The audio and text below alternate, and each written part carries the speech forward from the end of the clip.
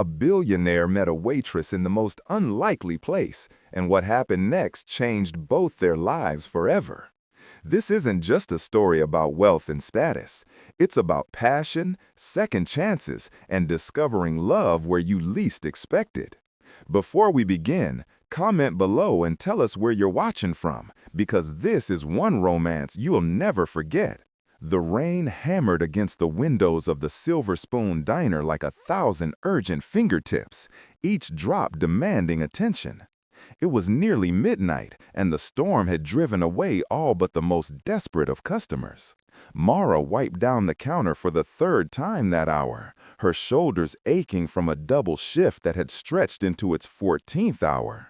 Her dark hair was pulled back in a messy bun, a few rebellious strands framing her face, and her uniform, a simple blue dress with a white apron, had seen better days. The bell above the door chimed, and she looked up. He stood in the doorway, drenched. Water dripped from his dark hair onto the collar of what was clearly an expensive shirt, now plastered to his body in a way that made Mara's breath catch involuntarily.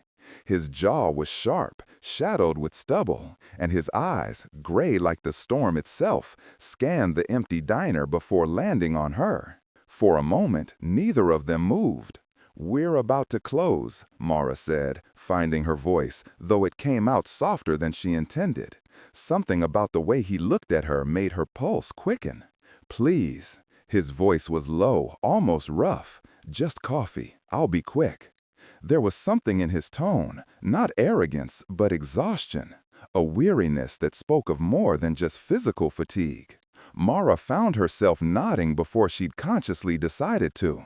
"Sit anywhere," she said, gesturing to the empty booths. He chose the corner booth, the one partially hidden from view, and slid in with a grace that seemed at odds with his disheveled appearance. As Mara poured the coffee, she couldn't help but notice his hands, strong, elegant, with long fingers that drummed once against the table before going still. He wasn't wearing a wedding ring, not that it mattered, not that she was looking. She brought the cup to him, and when she set it down, their fingers brushed. The contact was electric, a shock that traveled up her arm and settled somewhere in her chest. His eyes met hers, and for a heartbeat, the diner disappeared. There was only the sound of rain, the warmth of that accidental touch, and the way his gaze held hers, as if he could see straight through to her soul. "Thank you," he said quietly. Mara pulled her hand back quickly, her cheeks warming. "Let me know if you need anything else." She retreated behind the counter, but she could feel his eyes on her. It wasn't the leering gaze she'd grown accustomed to from some customers. This was different, intense, curious, as if he was trying to solve a puzzle he hadn't expected to encounter. She busied herself with closing tasks, wiping down tables, refilling napkin dispensers, anything to keep her hands occupied and her mind off the stranger in the corner booth. But every few moments, she'd glance his way, and more often than not, he was watching her. "Bad night?" she finally asked, unable to bear the charged silence any longer. He looked up from the coffee he'd barely touched, and something flickered across his face. Surprise, maybe, that she'd spoken to him. "You could say that. Want to talk about it? Would you want to hear it?" Mara considered. There was something about him that drew her in, something magnetic and dangerous and entirely too appealing. "I've got time," she said, surprising herself. A slight smile tugged at the corner of his mouth, and it transformed his face entirely. The hardness softened, revealing something warmer underneath. "I'm Alexander," he said, "but call me Alex." "Mara." She poured herself a cup of coffee, and, in a moment of boldness she'd probably regret later, slid into the booth across from him. The space between them felt impossibly small. She could smell his cologne now, something woodsy and expensive, mixed with rain and something uniquely him. The air felt thick, charged with possibility. "So, Alex," she said, wrapping her hands around her cup to stop them from trembling, "what brings a guy like you to a place like this at midnight in the middle of a storm?" "A guy like you?" His eyebrow raised, and there was amusement in his voice. "Your shirt probably costs more than I make in a month," she said bluntly. "You're either lost or hiding." "Perceptive." He leaned back, studying her with those storm gray eyes. "Maybe both. Running from something or toward something. Maybe I'm just running." The honesty in his voice surprised her. Mara found herself leaning forward slightly, drawn into his orbit like a moth to flame. "We all run sometimes," she said softly. "Question is whether you're running from something worth facing." Alexander stared at her for a long moment, and Mara felt the air between them grow heavier, denser. The rain outside seemed to fade into white noise. All she could focus on was the way his gaze traced her face, lingering on her lips before meeting her eyes again. "What about you?" he asked, his voice dropping lower. The question struck deeper than it should have. Mara looked away, suddenly aware of how close they were sitting, how intimate this felt. "Who says I'm running? You're working a double shift at a diner at midnight. Either you love this place beyond reason, or you're avoiding going home." "Maybe I just need the money." "Maybe," he conceded, "but I don't think that's all of it." She should have been offended by his presumption, but instead she found herself answering. "Student loans, medical bills from my mom's cancer treatment, rent in a city that's determining to price out everyone who actually makes it function." She met his gaze again, defiant. "So yeah, I need the money, but I'm not ashamed of that." "You shouldn't be." His voice was fierce, protective in a way that made her stomach flip. No one had ever said anything like that to her before. Mara felt something crack open inside her chest, something she'd kept carefully locked away. "Why are you really here, Alex?" she whispered.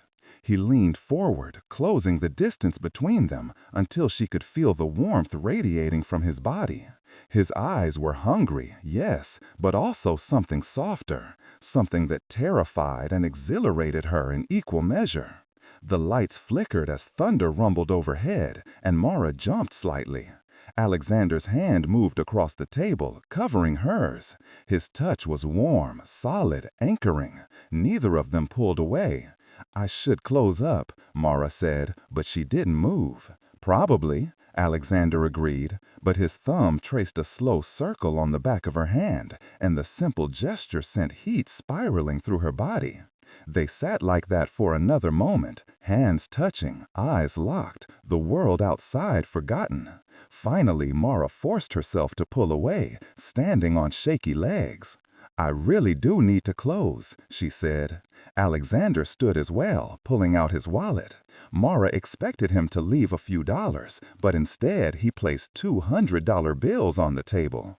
"I can't accept that," she protested. "For your time," he said simply, and the conversation, it was worth far more than coffee. Before she could argue, he was heading toward the door. He paused with his hand on the handle and turned back. "Will you be here tomorrow night?" Mara's heart raced. "I work most nights. Then I'll see you tomorrow, Mara." The way he said her name, like a promise, like a prayer, made her knees weak.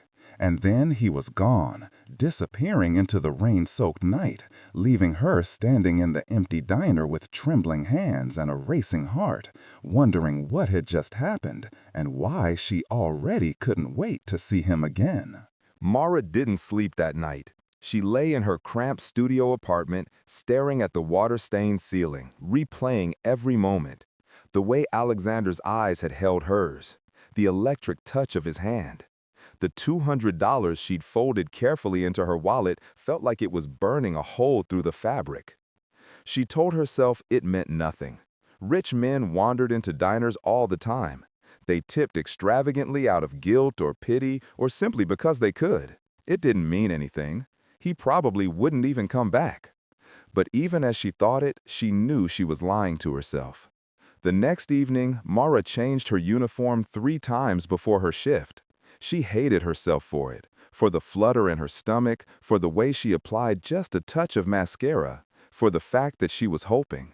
She'd learned long ago that hope was dangerous. Hope was what got you hurt. The diner was busier than usual. A pre-theater crowd filling the booths with their expensive perfumes and idle chatter about shows Mara could never afford to see. She smiled, took orders, refilled coffee cups, all while her eyes kept drifting to the door. 7 o'clock came and went, then 8, then 9. He's not coming, she told herself firmly. Of course he's not coming. Whatever that was last night was just a moment, a fluke. Men like him didn't come back to places like this for women like her. At 9:30, the bell chimed. Mara's head snapped up so fast her neck cracked. Alexander stood in the doorway, and this time he was dry. He wore dark jeans and a charcoal sweater that probably cost more than her monthly rent, and he looked nervous, actually nervous. His hands were shoved in his pockets, and when his eyes found hers across the crowded diner, his entire body seemed to relax. He smiled, a real smile, warm and genuine, and Mara felt her careful defenses crumbling. "Your section or someone else's?" he asked when she approached, her notepad clutched like a shield. "Mine," she managed, her voice steadier than she felt. "But it's busy tonight. I might not be able to—" "I'll wait," he said simply, "however long it takes." Something about the way he said it made her think he wasn't just talking about the wait for service. She seated him in the same corner booth, acutely aware of how close she had to stand to slide the menu across the table. His cologne washed over her, that same intoxicating scent from last night, and she had to force herself to step back. "Can I start you with something to drink?" She hated how formal she sounded, how she'd retreated behind her professional mask. "Coffee," he said, then added, "and whatever you recommend to eat. I trust your judgment." Their eyes met, and the weight of those last 4 words hung between them. "I trust your judgment." As if he was saying something more, something deeper. Mara nodded and fled to the safety of the kitchen, pressing her back against the cool wall and trying to catch a breath. She was being ridiculous. He was just a customer. A customer who made her feel like she was standing too close to a fire. Who looked at her like she was the only person in the room. Who had driven through a storm to find a random diner and then come back the next night. Just a customer. She brought him the meatloaf special, nothing fancy, but honest and filling, and fresh coffee. The diner was loud with conversation, but when she set the plate in front of him, the noise seemed to fade. "Stay for a minute," he asked quietly. "I'm working," she protested, but weakly. "Please, just a minute." Mara glanced around. Her other tables were settled, at least temporarily. She slid into the booth across from him, maintaining a careful distance, though her body seemed to lean toward him of its own accord. "You came back," she said. "I told you I would." People say a lot of things they don't mean. Alexander set down his fork, giving her his complete attention. The intensity of his focus made her feel seen in a way she'd never experienced before. "I don't," he said, "say things I don't mean." Mara's heart hammered against her ribs. Why? Why what? Why did you come back? You could eat anywhere in this city, places with actual tablecloths and menus without pictures. A shadow crossed his face. Maybe that's exactly why I'm here. Maybe I'm tired of places with tablecloths and people who only— He trailed off, seeming to catch himself. "See what?" Mara pressed. He looked at her for a long moment, and she saw conflict warring in his eyes. "What they want to see," he finished carefully. "You didn't recognize me last night, did you?" Mara frowned. "Should I have?" Something like relief washed over his features. "No, you shouldn't have." He leaned forward, his voice dropping to barely above a whisper. "That's why I came back, Mara. You looked at me and saw me. Just me. Do you have any idea how rare that is?"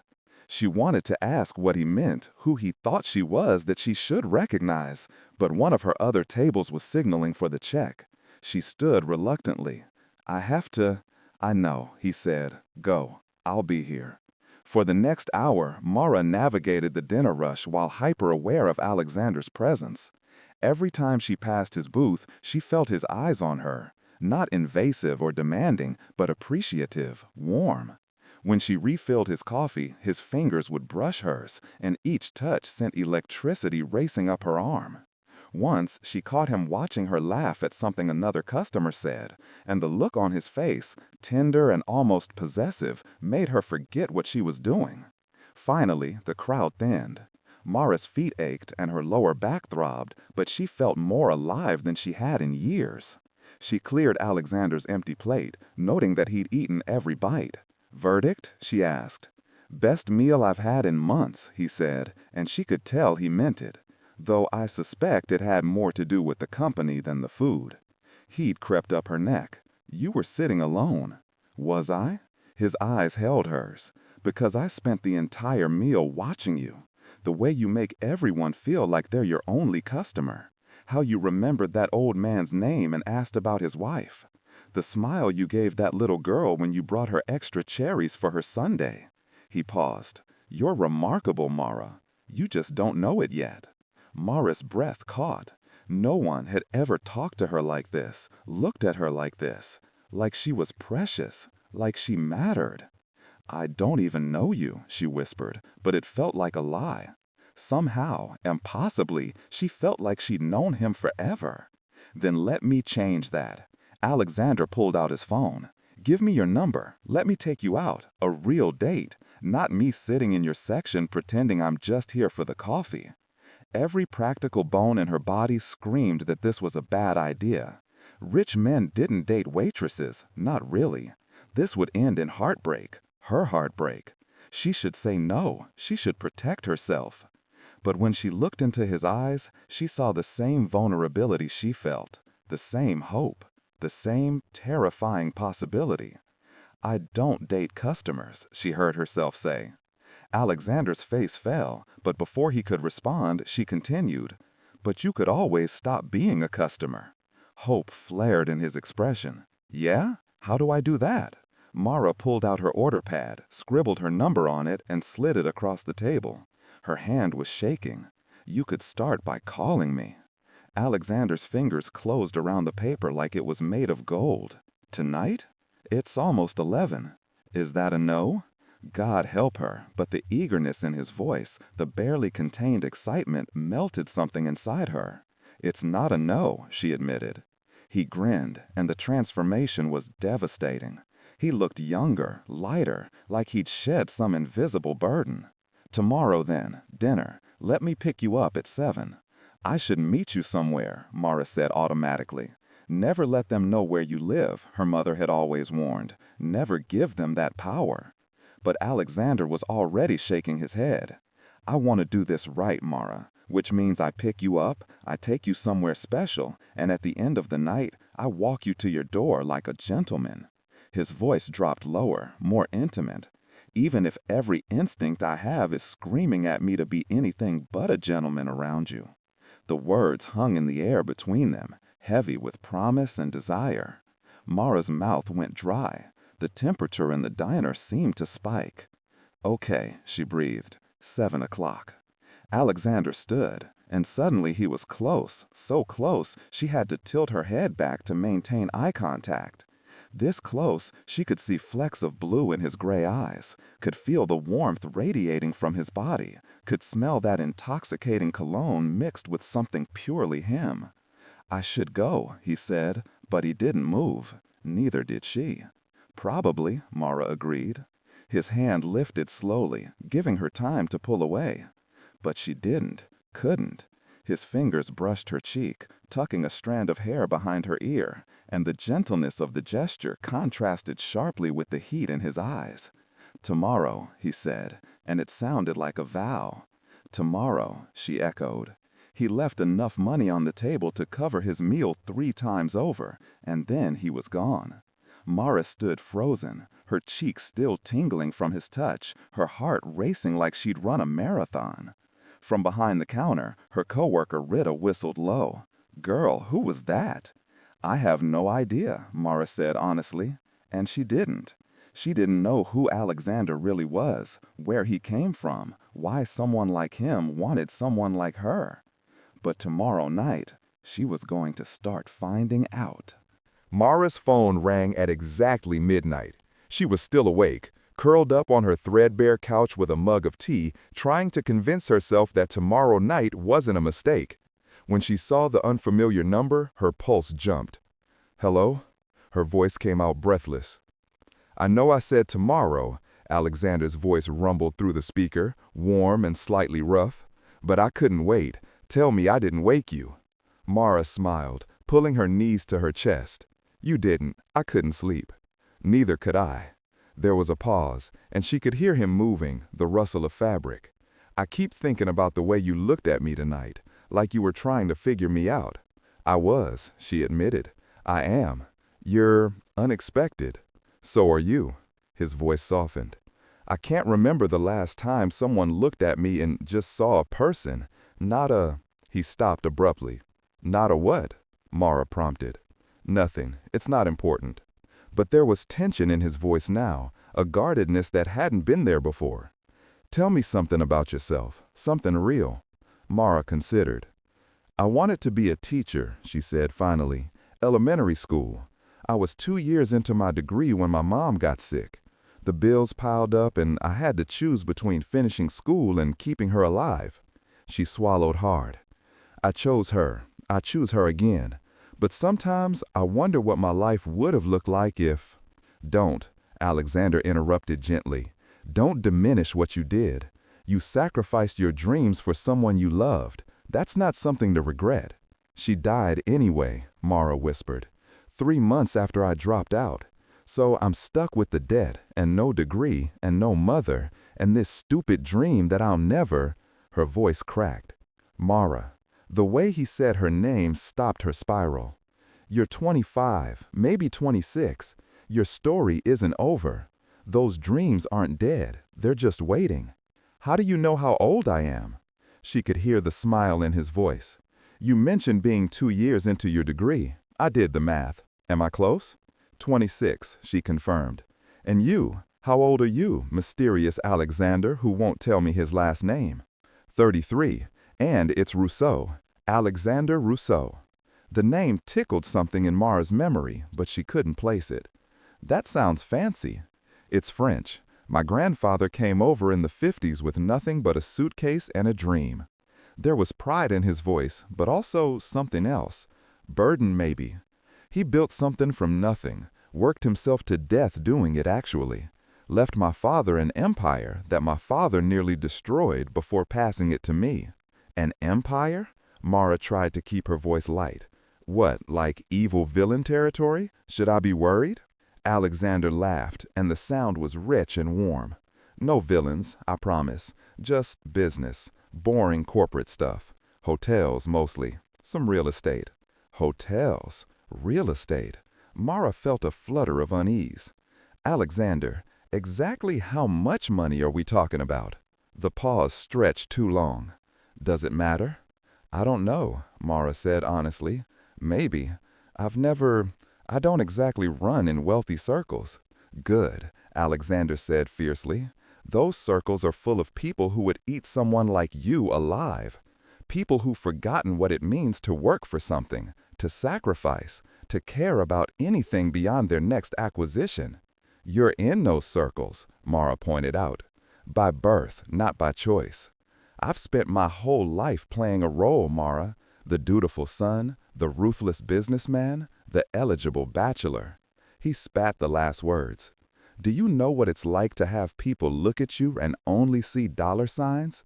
To never know if someone wants you or wants what you can give them?" "No," Mara admitted. "But I know what it's like to be invisible, to serve people who look right through you because you're just a help, to work yourself to exhaustion and still not be able to make ends meet." She took a breath. "Maybe we're both tired of being seen as only one thing." "Maybe," Alexander agreed softly. "Or maybe we can see each other as we really are, if you'll let me." Mara's heart was racing again. "I'm scared," she confessed. "Of me? Of this? Of whatever this is?" "Alexander, we're from different worlds. Tomorrow night I'm taking you to dinner. We'll talk, laugh, and get to know each other better. Nothing more complicated than that." He paused. "Unless you want it to be." The implication in those last words sent heat pooling low in Mara's belly. "I don't know what I want," she whispered. "That's okay." His voice dropped an octave, intimate and dark. "I can wait until you figure it out. But Mara, when you do know, when you decide you want me the way I already want you, I won't be gentle about making you mine." Mara's breath caught. The possessiveness in his tone should have alarmed her. Instead, it ignited something primal inside her. "That's quite an assumption," she managed. "Tell me I'm wrong.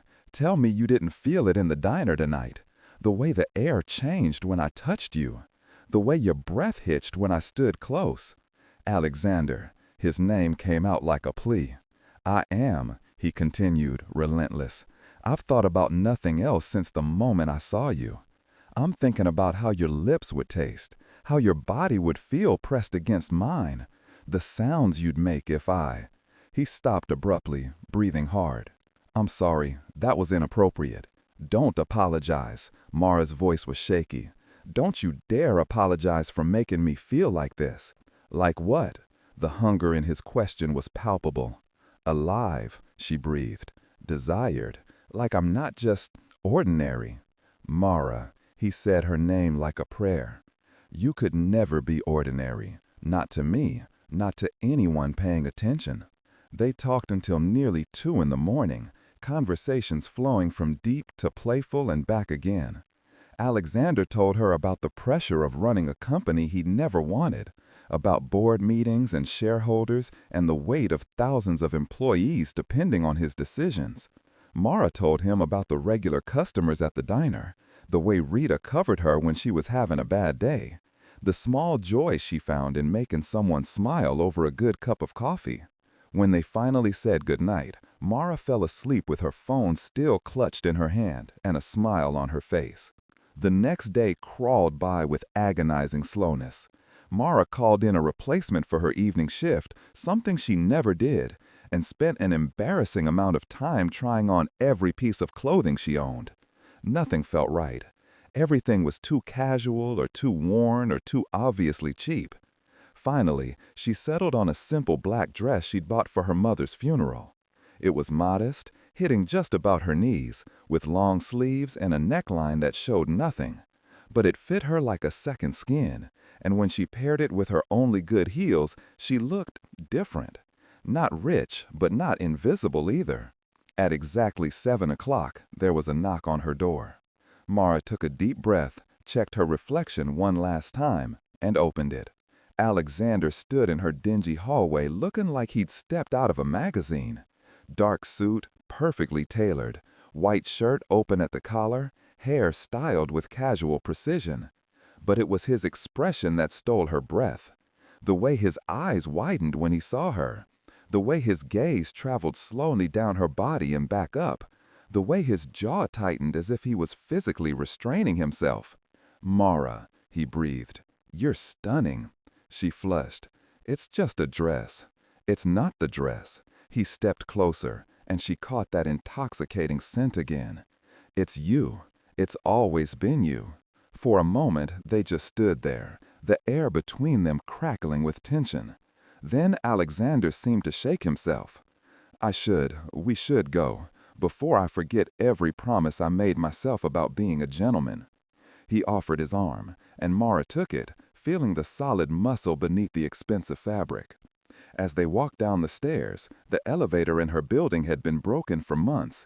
She was acutely aware of his presence beside her, the heat of his body, the way he matched his stride to hers. Outside, a sleek black car waited. Not a limo, that would have been too much, but something expensive and understated.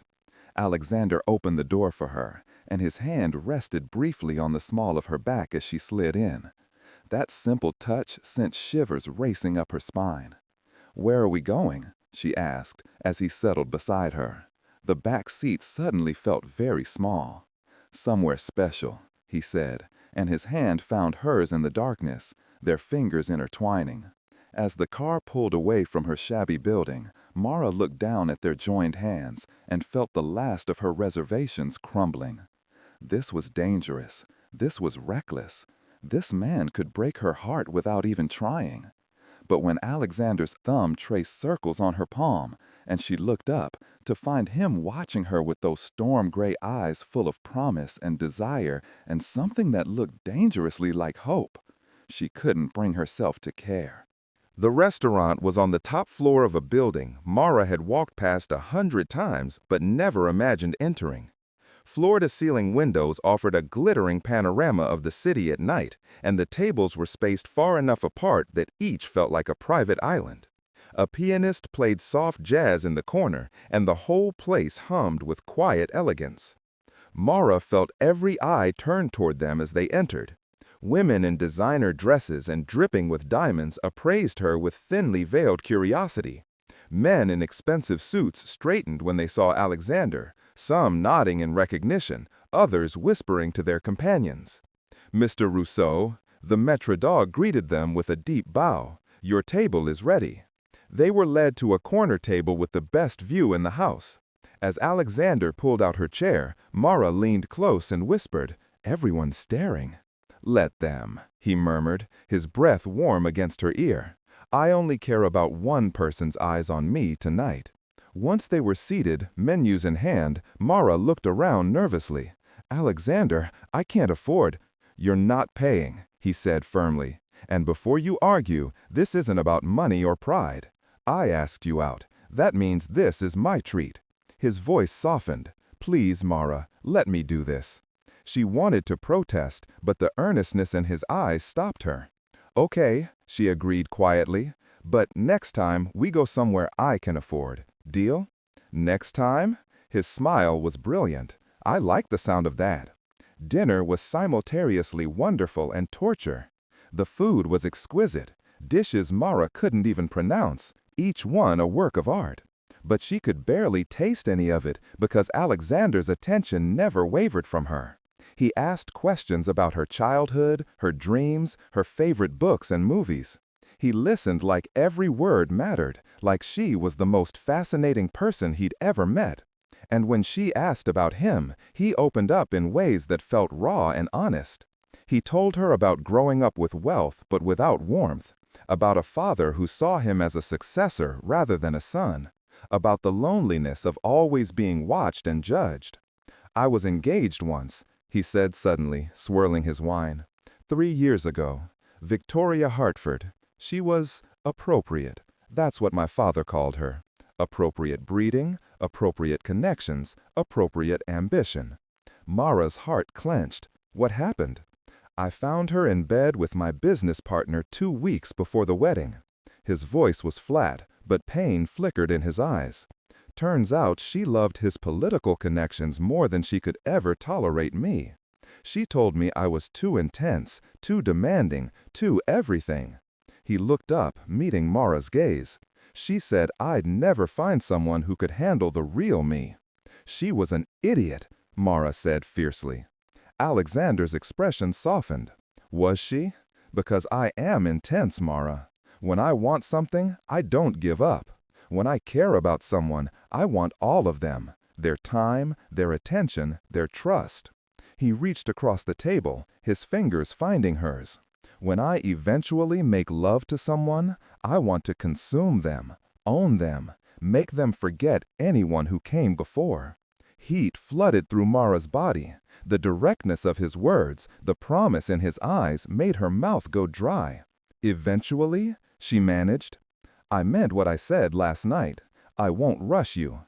His thumb traced patterns on her palm that felt indecent despite the innocent location. "But make no mistake. I'm a patient man, Mara, but when you give me the green light, there won't be anything patient about how I take you." "You're very confident," she breathed, trying to maintain some composure even as her body betrayed her, leaning toward him. "I'm honest." His eyes darkened. "I want you so badly right now that I'm debating the consequences of clearing this table and laying you across it. But I also want to know everything about you. I want to earn you, not just have you." Mara's breath came faster. "That's quite a line." "It's not a line." Alexander's grip on her hand tightened. "Tell me I'm alone in this. Tell me you don't feel it too, and I'll back off." She couldn't. God help her, she couldn't lie. I feel it, she admitted. It terrifies me, but I feel it. Why does it terrify you? Because this doesn't happen to people like me. Men like you don't want women like me. Not really. Not for more than... She stopped, cheeks burning. More than what? One night? Alexander's voice went hard. Is that what you think this is? I don't know what this is, Mara said helplessly. I'm a waitress with student debt and a dying phone and an apartment where the heat barely works. She gestured around the restaurant. You're this. How does that work? Alexander stood abruptly, pulling her up with him. Come with me. What? Where? Trust me. He led her through the restaurant to a private balcony she hadn't noticed before. The moment they stepped outside, the sounds of the city engulfed them, traffic and music and life. The air was cold and Mara shivered. Immediately, Alexander shrugged out of his jacket and draped it around her shoulders. It smelled like him, and she had to resist the urge to bury her face in it. Look at the city, he said, standing behind her, close enough that she could feel his warmth. When I look at the city, all I see is opportunities and obligations. Every lit window represents someone depending on decisions I make.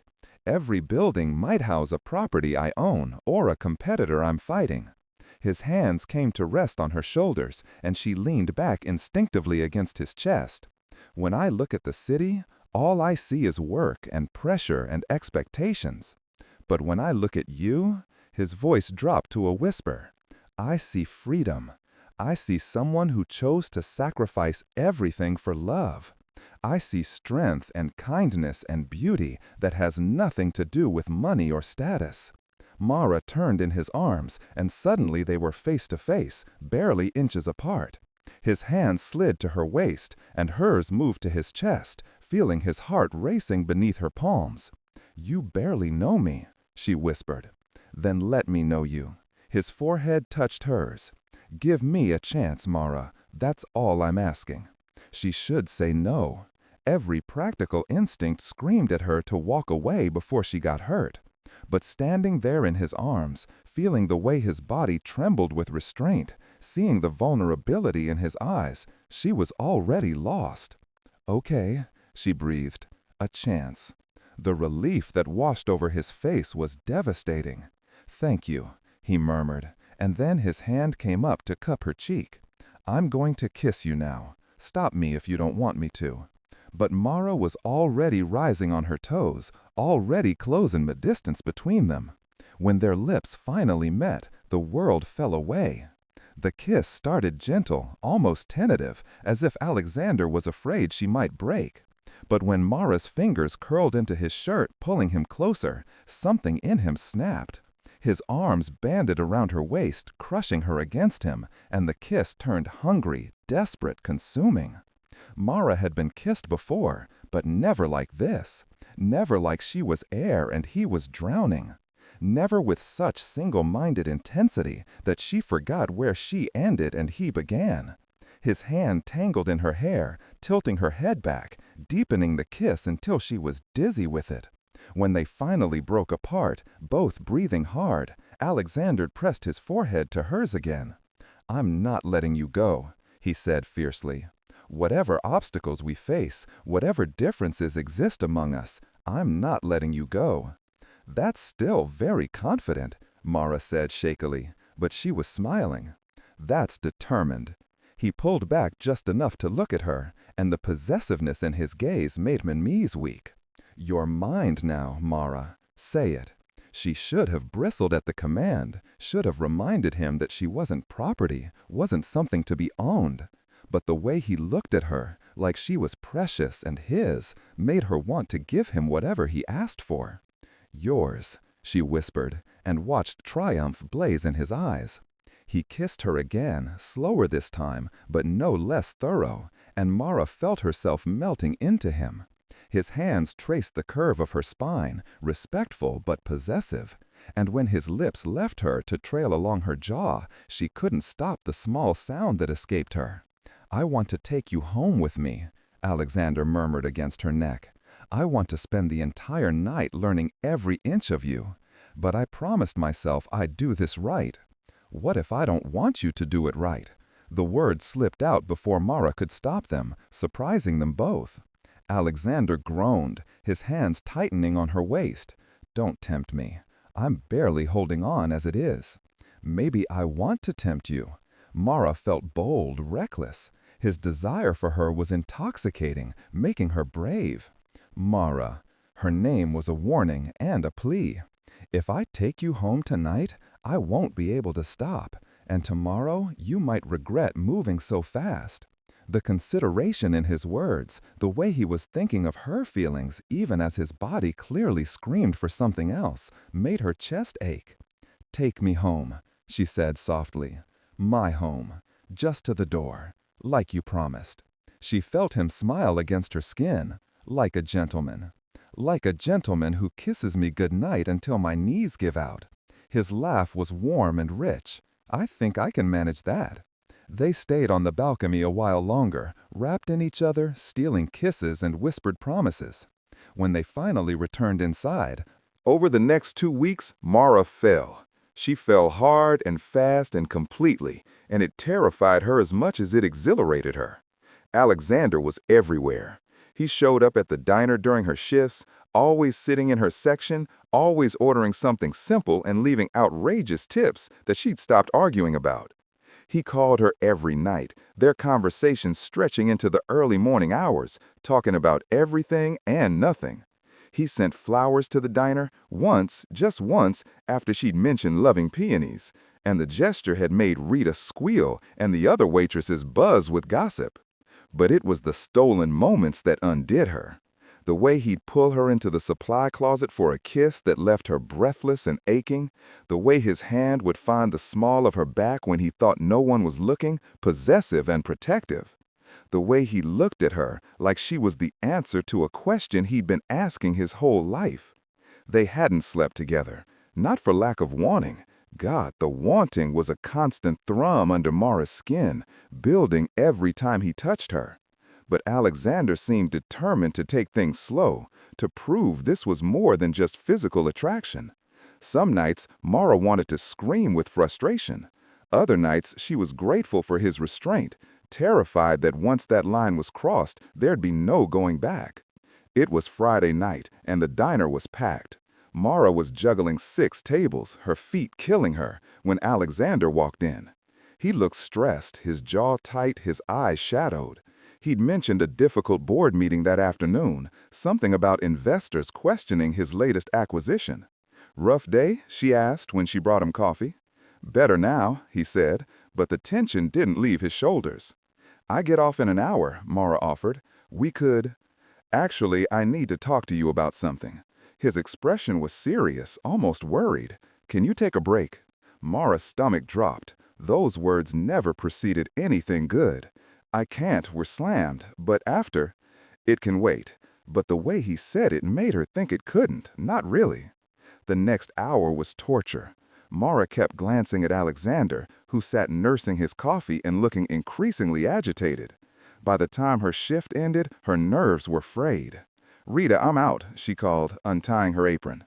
Alexander was waiting by the door. The moment they stepped outside into the cool night air, he pulled her into the alley beside the diner, private, shadowed. His hands framed her face, and he kissed her hard, almost desperately. "What's wrong?" Mara asked when they broke apart, her hands clutching his shirt. "You're scaring me." "There's an event tomorrow night," Alexander said, his thumbs stroking her cheeks. "A charity gala, black tie, hundreds of people, press everywhere." He paused. "I want you to come with me." Mara blinked. "A gala?" "As my date, officially." His eyes searched hers. "I know it's not your scene, and I know the attention will be overwhelming, but I don't want to hide you anymore, Mara. I want everyone to know you're mine." The possessiveness in his words sent heat through her, but anxiety quickly followed. "Alexander, I don't have anything to wear to something like that. I don't know how to act in those circles. I'll embarrass you."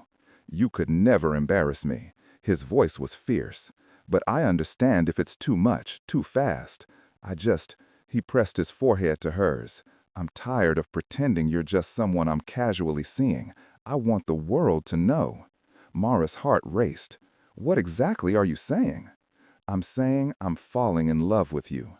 The words hung between them, raw and honest. "I'm saying that in 2 weeks, you've become the most important person in my life. I'm saying I want more than stolen moments and secret kisses." His hands tightened on her face. "Tell me I'm crazy. Tell me it's too soon. But don't tell me you don't feel it too." "I feel it," Mara whispered, tears pricking her eyes. "God help me, I feel it. But Alexander, your world will accept you because they have no choice." His voice went hard. "Anyone who has a problem with you has a problem with me. And trust me, Mara, no one wants that problem." The steel in his tone reminded her that beneath the tender lover was a man who'd built and maintained an empire, a man who got what he wanted. "I don't have a dress," she said again, weakly. Alexander's smile was slow and satisfied. "I'll take care of it. All you have to do is say yes." Mara knew this was a turning point. Going public meant exposure, scrutiny, judgment. It meant stepping fully into his world with all its complications. But when she looked into his eyes and saw love and hope and desperate need, the choice was already made. "Yes," she breathed. Alexander's kiss was savage with relief. He backed her against the brick wall, his body pinning hers, and kissed her like he was trying to crawl inside her soul. His hands roamed her body, still respectful, still careful, but with barely leashed hunger. When his lips moved to her neck, finding that spot that made her gasp, Mara's fingers dug into his shoulders. "Alexander," she moaned, and felt him shudder against her. "Say it again," he demanded, his teeth grazing her pulse point. "Alexander." His name was a plea, a prayer. He pulled back abruptly, breathing hard, his eyes wild. "I need to go, now, before I forget we're in a public alley and do something that gets us both arrested." Mara laughed shakily. "That would be quite a scandal." "Don't tempt me." But he was smiling now, some of the tension finally easing from his frame. "Tomorrow, I'll pick you up at 5. We need time for hair and makeup." Hair and makeup? Mara's anxiety spiked again. "Trust me," Alexander said, pressing a gentler kiss to her lips. "I'm going to make sure you feel as beautiful as you are." The next day, a team descended on Mara's apartment. A stylist, a makeup artist, and a woman carrying a garment bag who introduced herself as Simone. They transformed her cramped studio into a makeshift salon, and for 3 hours, Mara was plucked and painted and polished until she barely recognized herself. When Simone finally unzipped the garment bag, Mara gasped. The gown was midnight blue, almost black, with delicate beading that caught the light like stars. It had a fitted body and a flowing skirt, elegant and understated, but unmistakably expensive. "I can't accept this," Mara protested. "It must have cost—" "Mr. Rousseau was very specific about what he wanted," Simone said with a knowing smile. "He said it had to make you feel like yourself, just elevated. No pretense, no costume, just you, enhanced." When Mara finally looked in the mirror, she understood. The dress was stunning, but it didn't overwhelm her. Her makeup was flawless but natural. Her hair fell in loose waves that looked effortless. She looked like a woman who belonged at a gala, but she still looked like herself. Alexander's reaction when he arrived made every moment of discomfort worth it. He stopped in the doorway, his eyes widening, his mouth falling open slightly. For a long moment, he just stared. "Mara," he finally breathed, "you're devastating." She blushed. "The dress is beautiful." "I'm not talking about the dress." He crossed to her in 3 long strides, his hands hovering over her waist as if afraid to touch and wrinkle her. "You're going to be the most beautiful woman there. Every man in that room is going to want you, and every woman is going to hate you." "That's not comforting," Mara said nervously. Alexander's expression turned predatory. "Good. Let them look. Let them want. They can't have you. You're mine." The ride to the gala was quiet, Alexander's hand firmly clasping hers. Mara could feel the tension radiating from him, but this time it was different. Not stress, but anticipation, maybe even a hint of pride. "Are you ready for this?" he asked when they pulled up to the venue. A historic museum lit up like a jewel box, with photographers and reporters lining the red carpet. Mara's heart hammered. No, but I'll do it anyway. Alexander brought her hand to his lips. That's my girl. The moment they stepped out of the car, the cameras exploded. Flashes blinded Mara, and she heard the reporters shouting questions, their voices overlapping into incomprehensible noise. Alexander's arm came around her waist, solid and grounding, and he guided her forward with practiced ease. "Mr. Rousseau, who's your date?" "Alexander, is this your new girlfriend?" "Miss, what's your name?" Alexander ignored them all, but Mara felt his satisfaction in the possessive way he held her, in the slight smile playing at his lips. He was making a statement, and everyone knew it. Inside was worse. The ballroom was filled with Manhattan's elite, all dripping in designer labels and inherited wealth. Conversation stopped as they entered. Heads turned. Whispers rippled through the crowd like a wave. "Breathe," Mara murmured in her ear. "You're perfect. They're just jealous."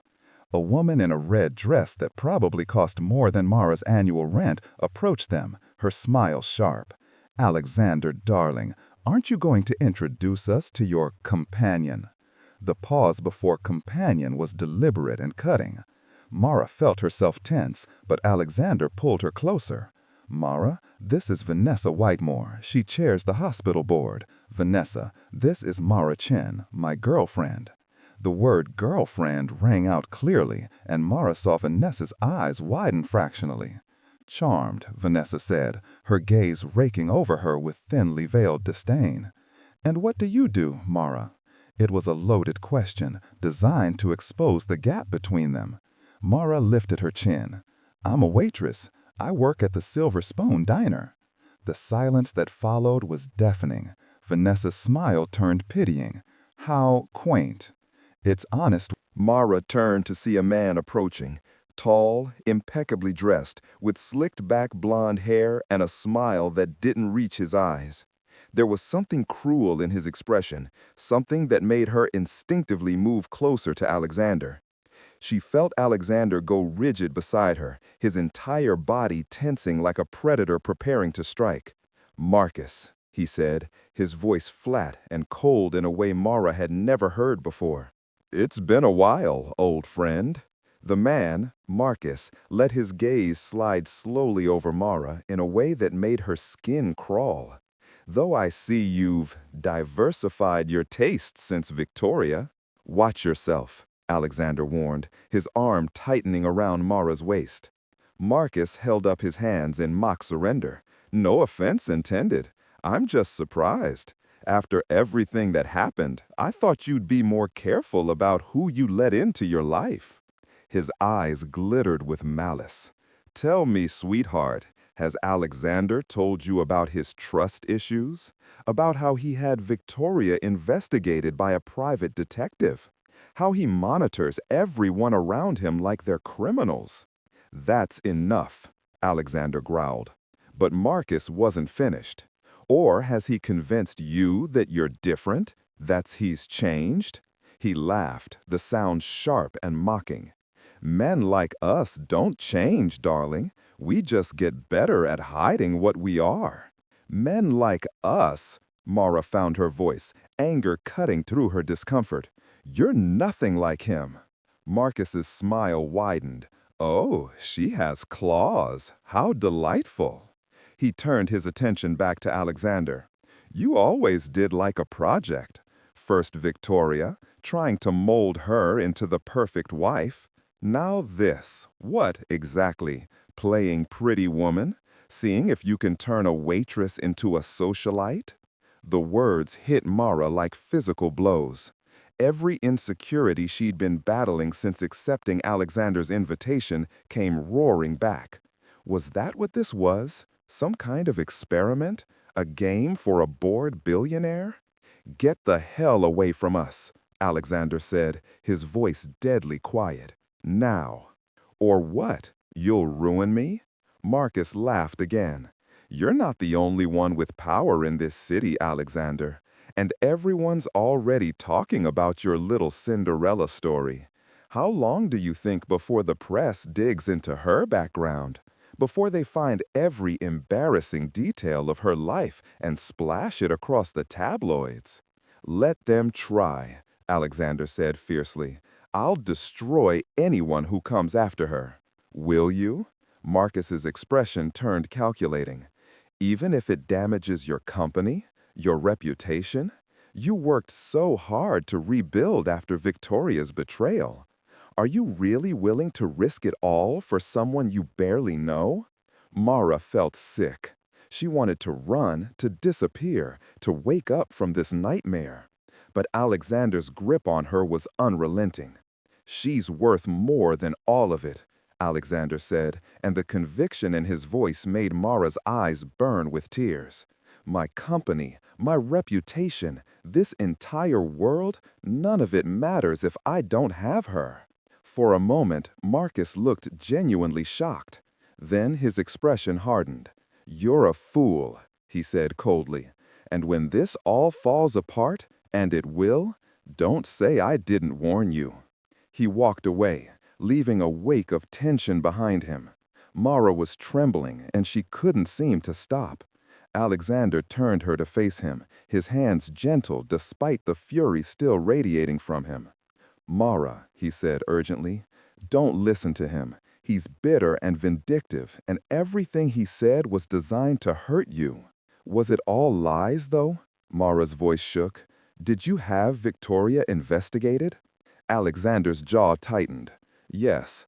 After I found her cheating, I hired someone to find out how long it had been going on. Who else knew?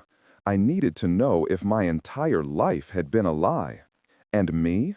Are you investigating me? No. He cupped her face, forcing her to meet his eyes. Mara, I swear to you, I'm not investigating you. I'm not trying to change you or mold you into something you're not. What Marcus said is poison. Don't let him infect what we have. What do we have? Mara whispered. Really? Because standing here in this world that's so completely yours and so completely not mine, I don't know anymore. We have something real, Alexander insisted. Something that terrifies me because I've never felt it before. When I'm with you, I'm not the Rousseau heir or the CEO or the eligible bachelor. I'm just a man who's falling in love with an extraordinary woman. I'm not extraordinary, Mara said, pulling away from him. I'm exactly what Marcus said, a project, a distraction. And when you get bored, or when the novelty wears off, or when you realize that I will never fit into this world no matter how expensive a dress you put me in, you'll leave. No, Alexander's voice was fierce. I won't. Mara, I need air, she interrupted, already backing away. I need to think. Don't run from me. It was a plea wrapped in a command. Please. But Mara was already turning, weaving through the crowd toward the exit. She heard Alexander call her name, but she didn't stop. She couldn't. The walls were closing in, the weight of everyone's stares crushing her. She burst through a side door and found herself in a hallway, blessedly empty and quiet. She leaned against the wall, trying to catch her breath, trying to calm the panic clawing at her chest. What was she doing? This was insane. She was a waitress from Queens playing dress-up in a world where she'd never belong. Marcus was right. The press would tear her apart. And Alexander, God, Alexander would wake up one day and realize he could have anyone, and why would he choose her? There you are. Mara looked up to see a woman approaching, older, elegant, with kind eyes and a gentle smile. She was dressed in emerald green, diamonds at her throat, but her expression held none of the judgment Mara had seen from the others. I'm sorry, Mara said, wiping at her eyes. I just needed a moment. Marcus Hartford is a bastard, the woman said bluntly, startling a laugh out of Mara. Don't let him get to you. He's been trying to destroy Alexander for years, ever since Alexander exposed his embezzlement scheme and forced him off the board. Wait, Hartford? As in Victoria Hartford? Her brother. The woman's expression turned sympathetic. The whole family is toxic. When Victoria's affair came to light, Marcus blamed Alexander for humiliating them. Never mind that Victoria was the one who cheated. She held out her hand. I'm Catherine Rousseau, by the way, Alexander's aunt. Mara's eyes widened. Oh, God, I'm sorry. I didn't. Don't apologize. Catherine squeezed her hand warmly. I wanted to meet the woman who's got my nephew so thoroughly smitten.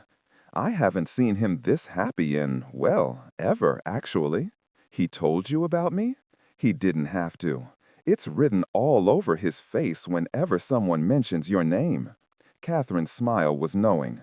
That boy has been carrying the weight of the world on his shoulders since his father died 5 years ago. He's forgotten how to live for himself, how to want something just because it makes him happy. She paused. Until you. Mara swallowed hard. I don't fit in his world.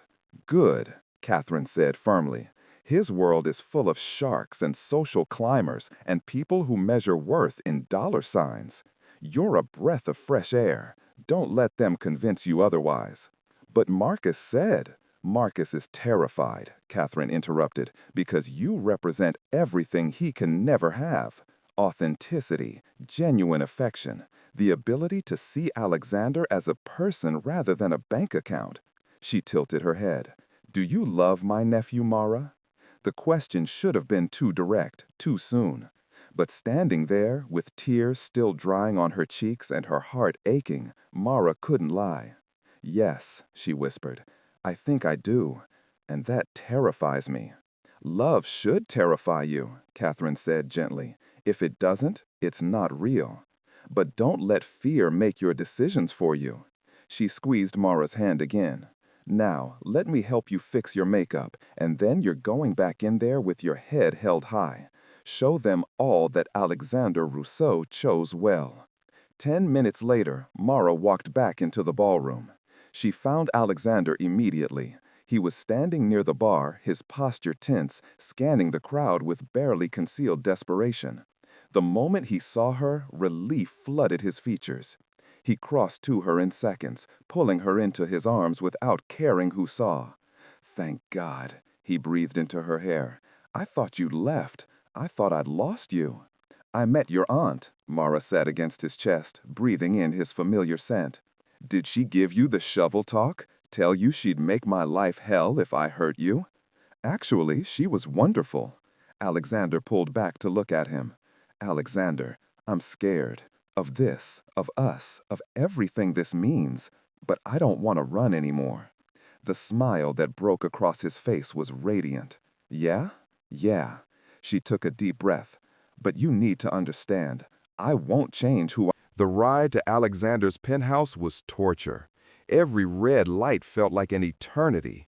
Alexander kept her hand clasped in his thumb tracing maddening circles on her palm, while his other hand rested possessively on her thigh.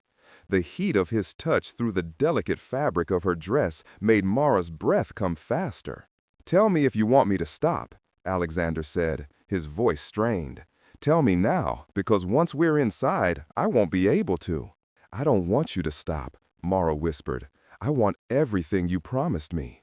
Alexander's grip tightened, and she heard his sharp intake of breath. You have no idea what you do to me, he murmured, leaning in to press a kiss just below her ear. How many nights I've lain awake thinking about this, about you. The car finally pulled up to a gleaming building in Manhattan, and Alexander practically dragged her inside.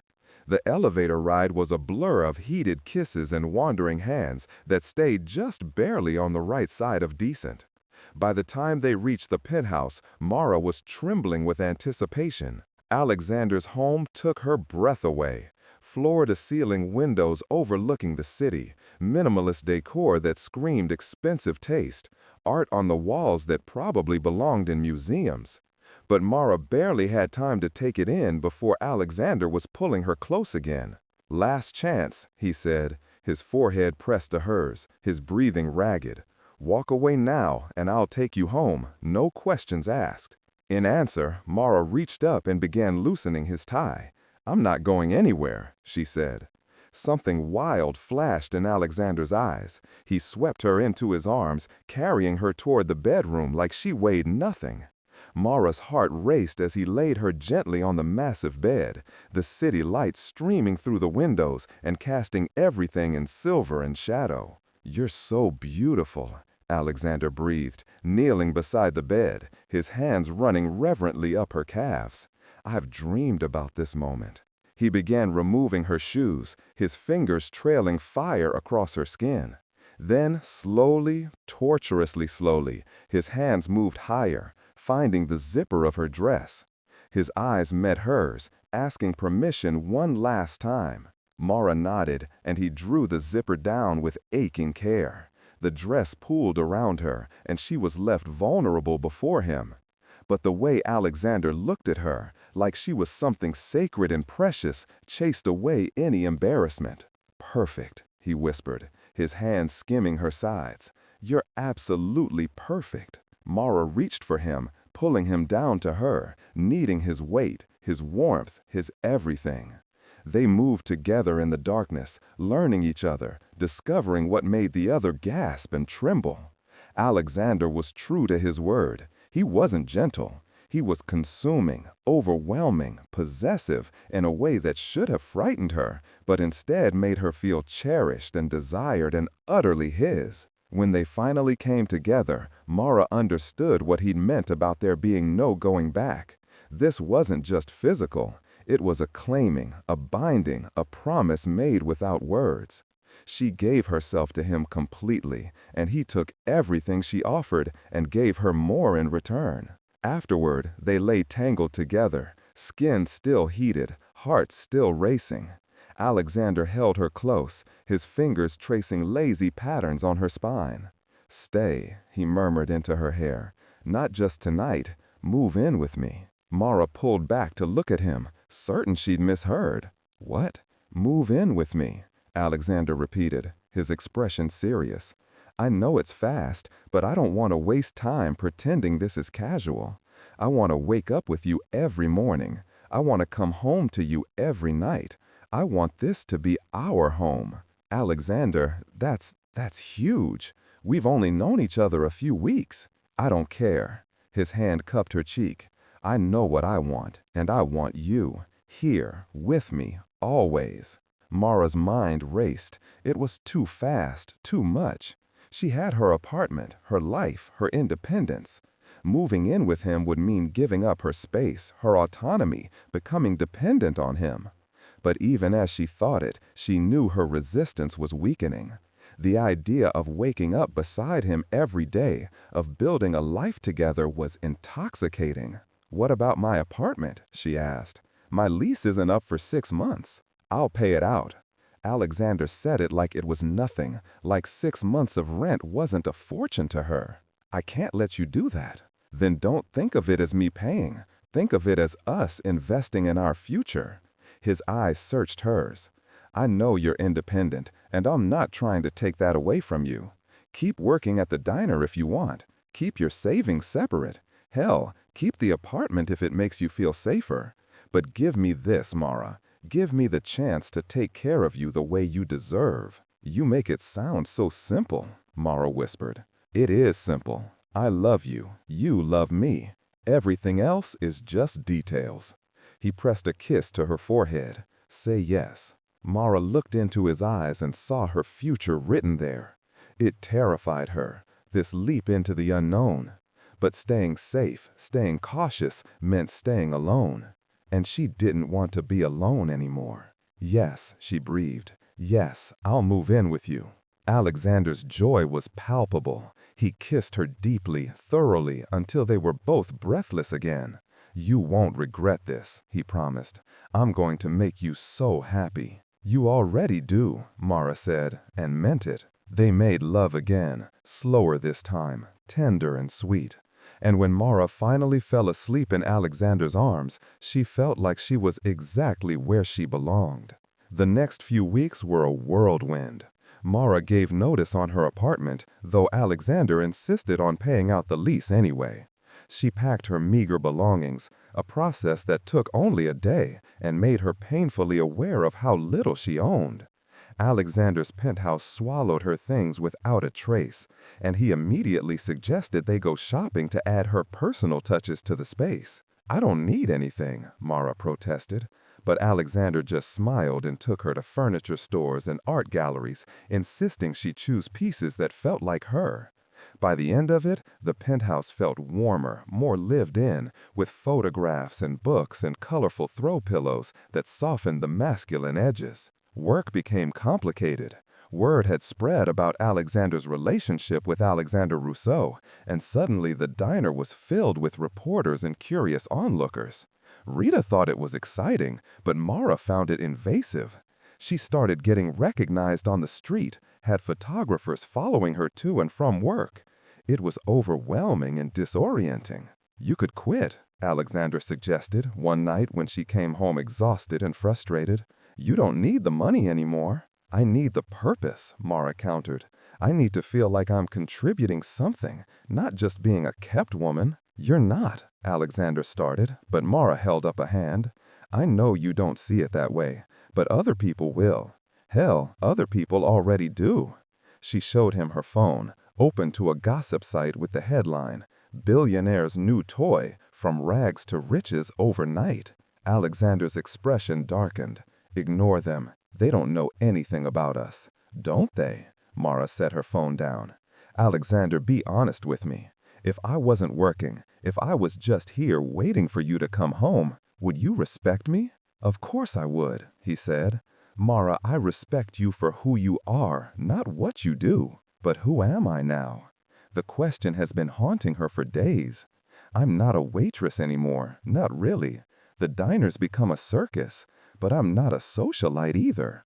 I don't know how to be the person everyone expects me to be." Alexander pulled her into his arms.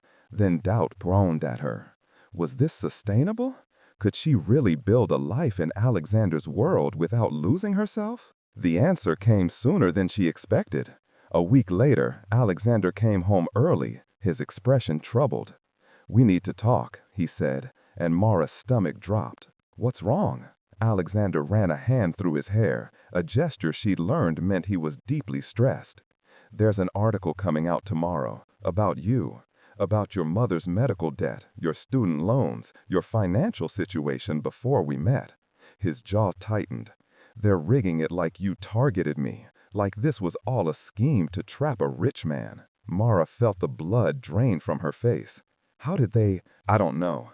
Private investigators maybe. Someone who knew your situation and sold the story." Alexander reached for her, but she stepped back. "This is what you meant, isn't it? When you said your world would eat someone like me alive?" "Mara, they're going to destroy me," she said, her voice rising.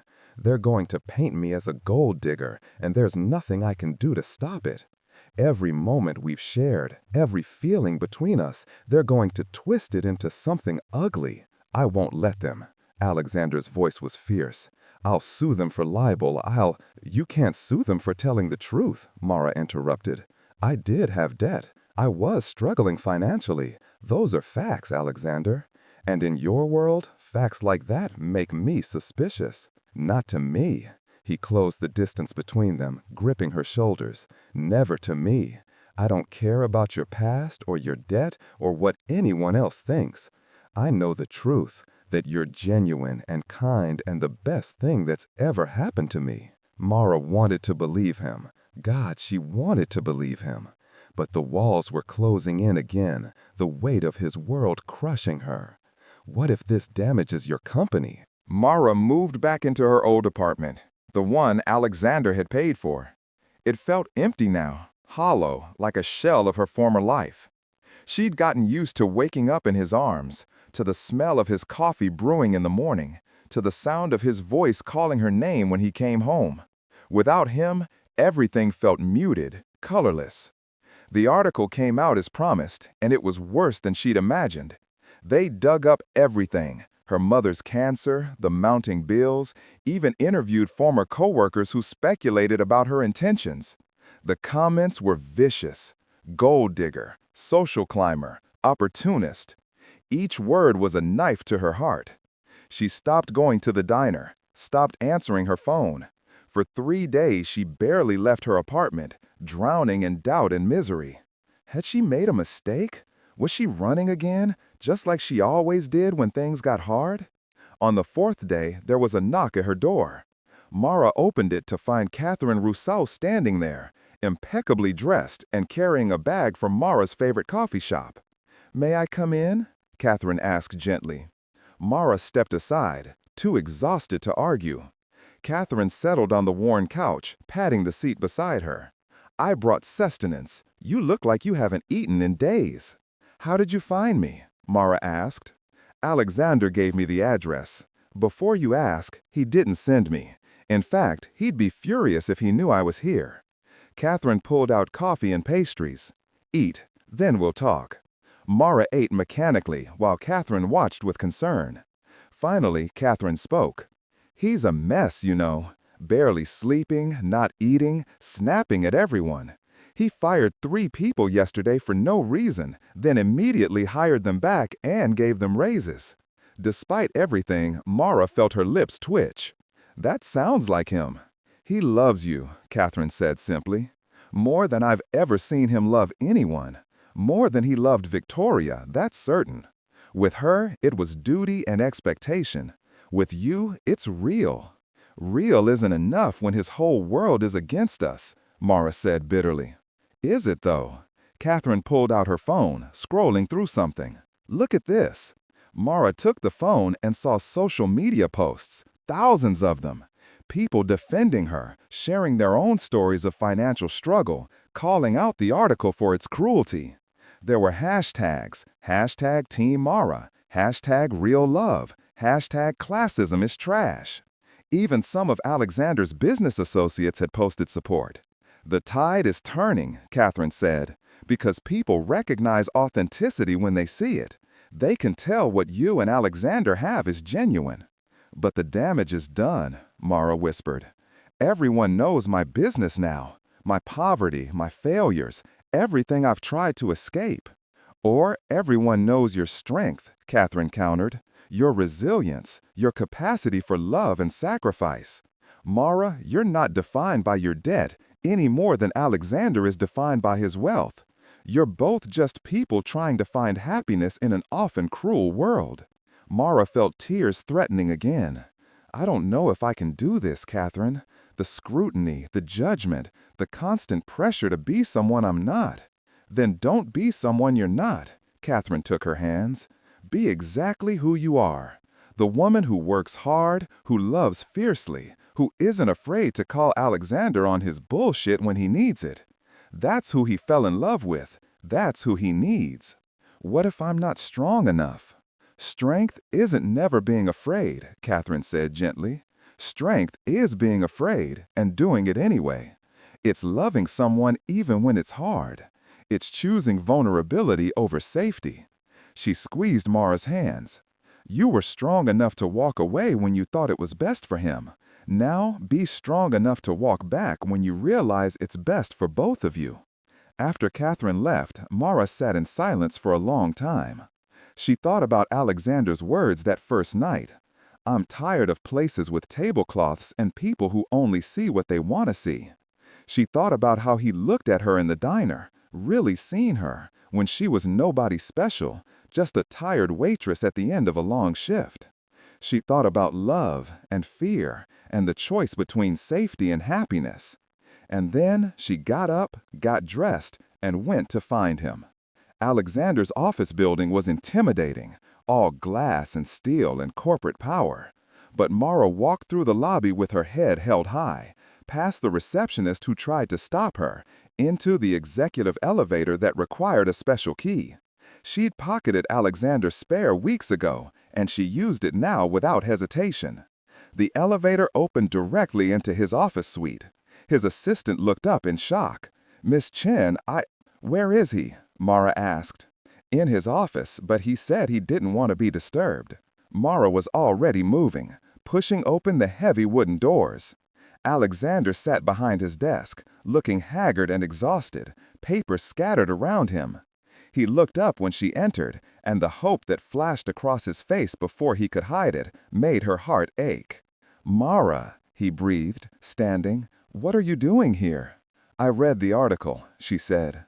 Alexander's expression shuddered. I'm sorry, I tried to stop it, but I read the comments too.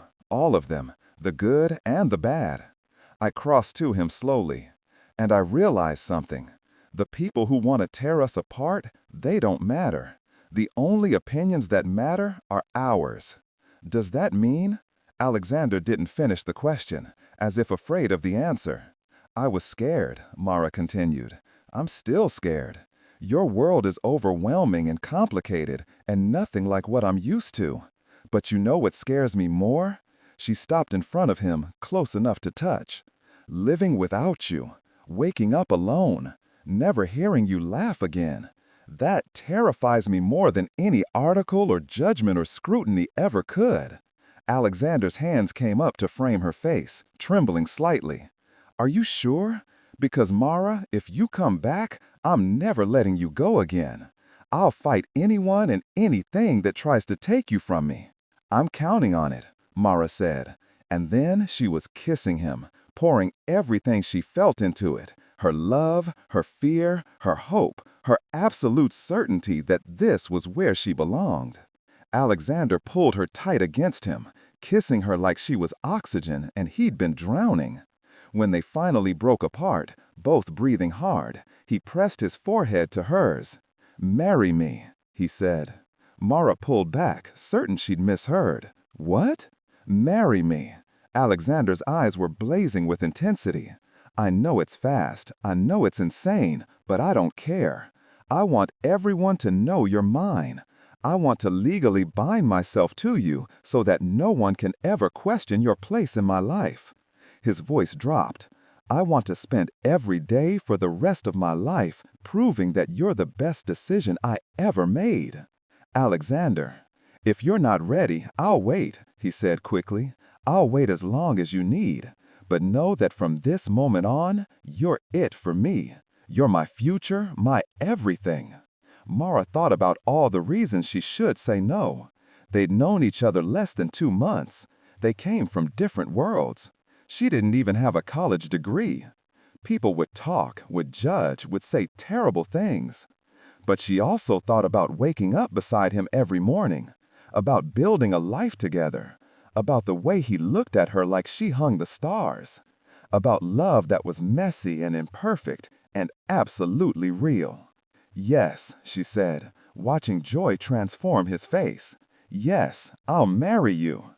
Alexander's kiss was claiming and possessive and full of promise. He backed her against his desk, his hands roaming her body with barely restrained hunger. "I want you right now," he growled against her mouth. "On this desk, consequences be damned." "Your assistant is right outside," Mara laughed breathlessly. "I don't care." But he pulled back slightly, his chest heaving. "Actually, I do care. Because when I make love to my fiancée, I want to take my time." His eyes darkened.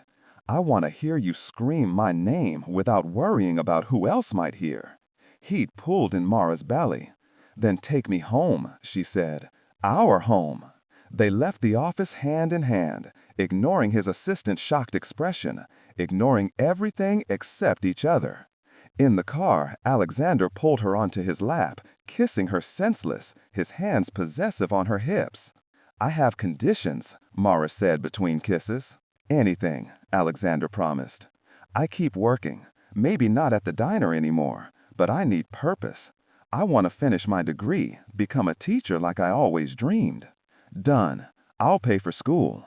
"We split it," Mara countered. "I'll use my savings. This is important to me, Alexander. I need to contribute." Alexander studied her face, then nodded slowly. "Okay, but I'm setting up a trust for you, completely separate from my assets. Your money, your choice how to use it. But I need to know you're taken care of if anything happens to me." "Nothing's gonna happen to you," Mara said fiercely. "Humor me." He kissed her softly. "What else? We deal with your world together. No more you protecting me from things.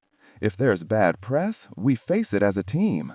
If there are events, we decide together whether to go. I won't be managed, Alexander. I need to be your partner, not your project. You've always been my partner, Alexander said seriously. And you're right. I was trying to shield you, but that wasn't fair.